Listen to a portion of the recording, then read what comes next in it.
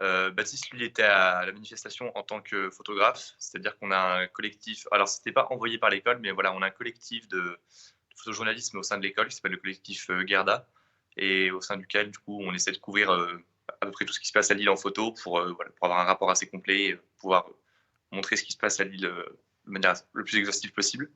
Et donc, il était là-bas en tant que photojournaliste, lui, c'est-à-dire que c'était pas un militant, il revendiquait rien, il a pas spécialement fait preuve de violence, il n'a pas non plus invectivé les forces de l'ordre. Voilà, c'est juste ses photos. Il était très près de la scène, c'est sûr, mais aujourd'hui, c'est quelque chose qui est assez nécessaire de toute façon quand on est photojournaliste d'être près de la scène parce que sinon on peut pas avoir les images précises de ce qui se passe. Et donc voilà. Et donc moi, quand j'ai été interpellé, j'étais en tant que manifestant pour justement on militait contre l'arrestation de Baptiste, qui était visiblement injustifiée. Les vidéos le montrent après, et qui est surtout arbitraire et qui nous on interprète comme une atteinte à la liberté d'informer, et on considère qu'il a été ciblé parce qu'il faisait des photos d'un peu trop près, d'un moment qui n'aurait pas dû être photographié, une interpellation assez violente. Et donc, non, moi j'étais en tant que manifestant quand j'ai été arrêté. Et voilà, donc un manifestant du coup pour la liberté d'informer. Et qu'est-ce qui t'a été reproché? Ce qui m'a été reproché, c'est de ne pas m'être dispersé après sommation des forces de l'ordre. C'est-à-dire on était devant le commissariat, à genoux, les mains croisées en l'air, on tenait nos appareils photo.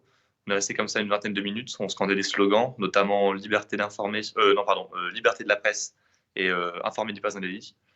Et donc la police s'est retranchée dans le commissariat, puis a fini par arriver une brigade de forces de l'ordre. Je ne saurais pas exactement identifier quel type de forces de l'ordre, mais voilà, ils nous ont sommé de nous disperser. Après 2 sommations, on a été repoussés.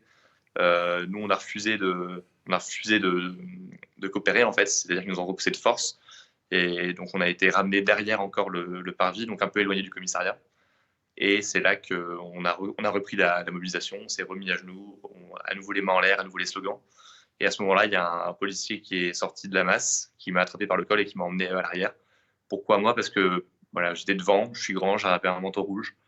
On pense que pour l'exemple, il fallait prendre quelqu'un et j'étais en première ligne, c'est moi qui ai été pris. Et comment s'est passée la garde à vue?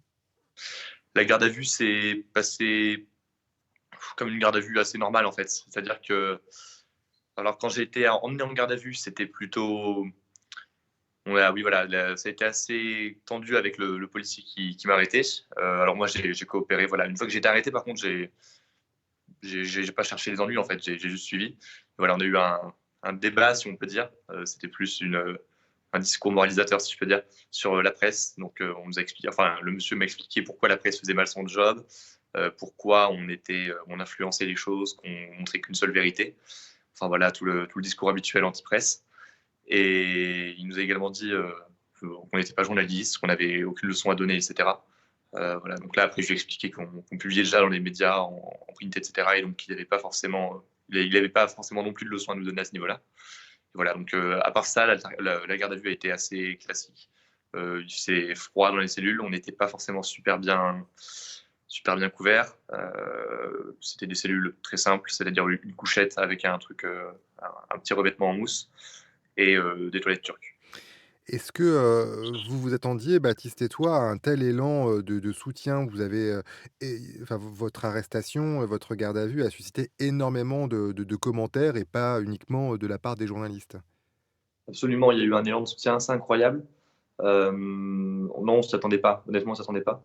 C'est-à-dire que quand on est enfin, en fait, Baptiste, lui, quand il a été interpellé, forcément, il a été interpellé tout de suite et dès qu'il a été interpellé, il était un peu coupé du monde. Et donc à ce moment-là, il a pas su que ce qui se préparait dehors.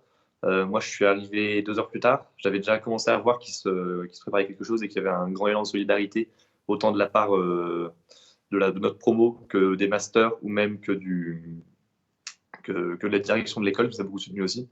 Donc moi, je savais qu'il commençait à se préparer quelque chose. Je l'ai expliqué à Baptiste quand je suis arrivé en garde à vue. Mais voilà, non, on ne s'attendait pas à ce que ça prenne une telle ampleur. On en est très heureux en fait.